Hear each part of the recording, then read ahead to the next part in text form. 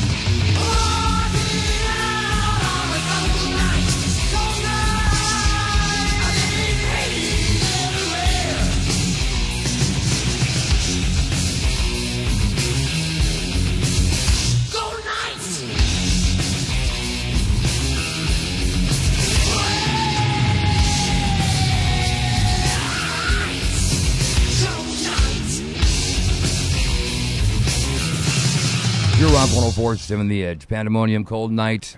All right, now here's what's going on. Members of Pandemonium, formerly Demon from Fairbanks, Alaska, to the Rush Brothers, from way out in the sticks, Rosie Creek Road, which is now pretty much... it's paved. I Rosie know Creek the land out there is represent. expensive. Now, Yeah, it is. Pandemonium, third album, you guys are raging, you're back into your roots, kicking ass.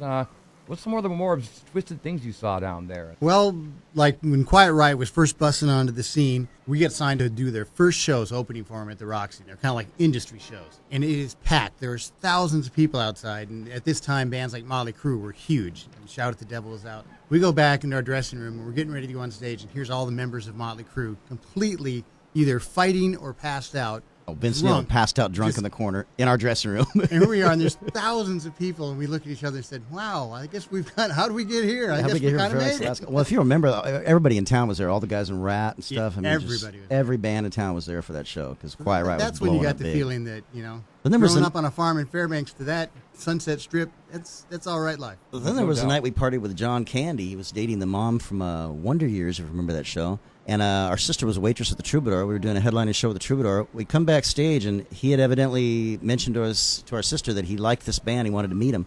We come back off stage, and there's John Candy and the mom from Wonder Years sitting there with drinks for all of us. let's party, boys. So we partied all night long with John Well, Candy. John was Canadian. Then he found out we were Alaskan. Oh, yeah, we bonded. Hey, Great Yeah. White North. And he was filming Brewster's Million at the time. Brewster's Millions with Richard Pryor, and he invited us down to the set the next day, but we were also hungover. We didn't make it. I'd be very amazed if he made it that day, too, because when we left him, he was pretty hammered. pretty surreal, like you say, come from up here, then stepping off. You know? Well, living in L.A., you run into famous people all the time. We were friends with a lot of guys in big bands, that made it really big. There are just people. Everybody comes from somewhere. Hardly anybody comes from L.A. Yeah.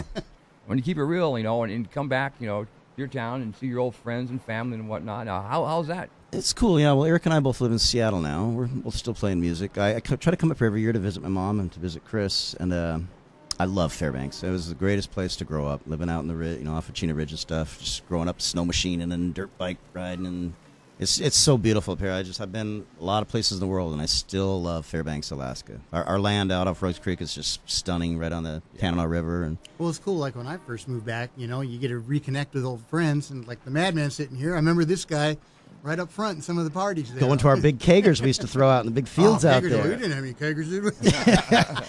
Not that I can remember. Well, I always remember the one kegger that we used to make flyers for him, and of course lots of underage people would end up at these parties. And the state police somehow got a hold of one of the flyers. So they show up right before the party starts. We've got 8 kegs of beer, serious investment of money there. They show up and go, you guys can't serve this beer. So we had to have this big dry party, and we ended up with 8 kegs in our kitchen. It took us about 2 weeks to drink it all. Yeah, next weekend we had a pretty good party at our place, so if I remember. Those are the days, Mike. Indeed, the days. Well, speaking of the days, we're going to go back a tad here with the another cut, The Last Star. Last Star it's an epic kind of long, big song. We tried to encompass a lot of different aspects. Kind of a progressive edge to it, in a way. Heavy storytelling. Yeah. Kind of a sci-fi tale. One of my favorite songs.